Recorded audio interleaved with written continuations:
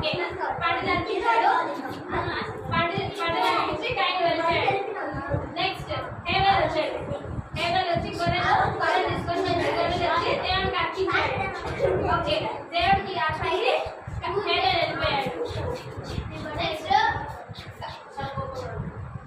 కైనేమో చాలా కోపంతో నా తమ్ముడిని మాత్రం ఆశీర్వాదించాడు మీ తమ్ముడు మంచి బలినిచ్చాడు మంచి గొర్రెనిచ్చాడు వీలేదు